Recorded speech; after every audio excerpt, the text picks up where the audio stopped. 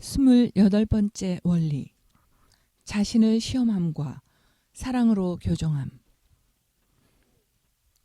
오늘날과 같은 과학기술 문명의 시대에는 사람들이 자신들의 감정이 상했을 때 자신의 생각을 표현하기 위해서 인터넷과 같은 소셜미디어를 이용하는 것이 너무나 쉽고 보편화되어 있습니다. 우리들 중 많은 사람들이 긍휼한 마음을 가지고 있거나 아니면 자신이 품고 있는 감정이 과연 옳은 것인가에 대해 자문하지만 이미 때늦은 후회가 되고 마는 경우가 많이 있습니다. 성경은 먼저 우리 자신을 살피라고 일깨워 줍니다. 다른 사람을 판단하고 비판하고 악의적인 태도를 갖고 대하는 것, 비방하는 것, 다른 사람의 눈에서 눈물을 흘리게 하는 말을 하는 것들은 우리가 너무나 쉽게 할 수 있는 일들입니다. 안타깝게도 오늘날의 기독교 안에는 이런 잘못된 일들을 행하는 것이 마치 공의나 분별인 것처럼 갈채를 받고 있습니다. 서로 물고 뜯는 것이 인터넷 블로그 세상에서는 이미 상당 부분을 차지하고 있는 보편적인 일이 되어버렸습니다. 어떤 사람이 컴퓨터 앞에 앉아 단지 몇 분 동안 자판을 두드리는 것은 아주 쉬운 일입니다. 그러나 그것은 때로 엄청나게 파괴적인 결과를 가져올 수 있습니다. 만약 혀를 통제하지 못한다면 오랜 세월 동안 주님을 사랑해온 한 형제의 간증이 한순간에 훼손될 수도 있습니다.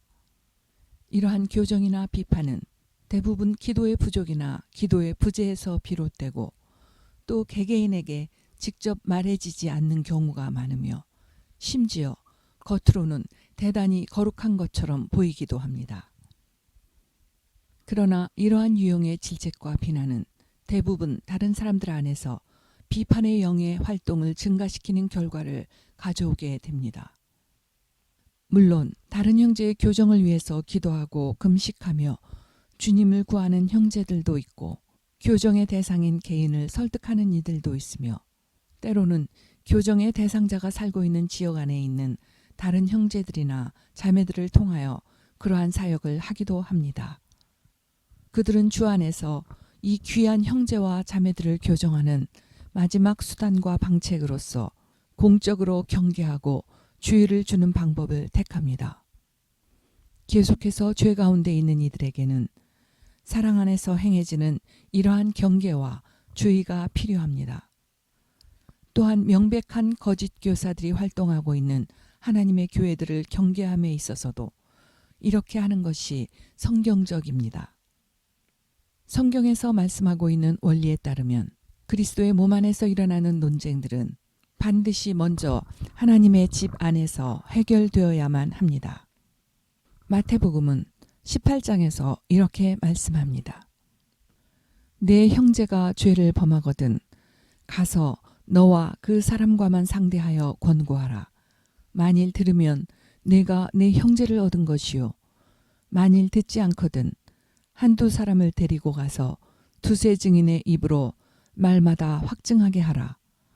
만일 그들의 말도 듣지 않거든 교회에 말하고 교회의 말도 듣지 않거든 이방인과 세리와 같이 여기라.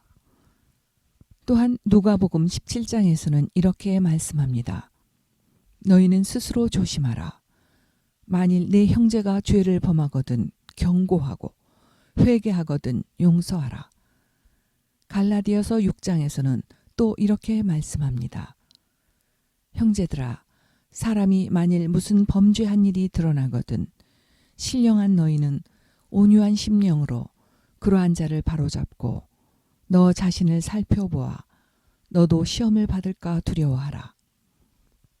구체적으로 어떻게 그렇게 행할 것인가에 대하여 간단하게 요점을 말하자면 먼저 당신의 마음과 삶 가운데에 그러한 죄의 징후가 없는지 혹시 당신은 비밀리에 이런 동일한 죄를 짓고 있지는 않은지 당신 자신을 시험해 보아야 합니다.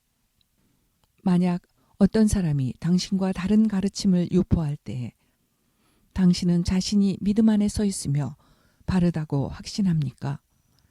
당신은 섬김의 지도자들의 훌륭한 가르침과 삶 속에서 조언을 구해본 적이 있습니까? 당신이 못마땅해 하고 있는 그 작은 티끌보다 당신의 눈 속에 있는 들보가 더 크지 않습니까? 당신은 성경의 원리에 따라서 문제를 해결하려고 시도하고 있습니까? 그리스도께서는 서로 돌아보고 온유한 마음으로 서로의 짐을 져주며 무엇보다도 사랑이 우선되어야 한다고 권고하십니다. 가장 우선이 되는 목적은 죄를 범한 사람의 회복이 되어야 하며 그를 파멸시키는 것이 목적이 아닙니다. 죄를 범한 자들이나 대적하는 자들을 사랑하되 그들의 죄는 사랑하지 말라고 하심이 우리를 인도하시는 성경의 원리입니다. 우리가 관대함과 사랑으로 그들을 회복시키기 위해 애쓰는 그것이 우리가 회복시키고자 하는 형제나 자매에게 또 교회에게나 세상을 향해서 우리의 믿음을 증거하는 가치 있는 증언이 될 수 있습니다. 오늘날 수많은 교회들 안에서 벌어지고 있는 일들이긴 하지만 죄를 간과해서는 안 된다는 것 또한 사실입니다. 우리는 여러 종류의 문제들, 불화함 또는 위법 행위들이 발생하는 것을 원하지 않습니다.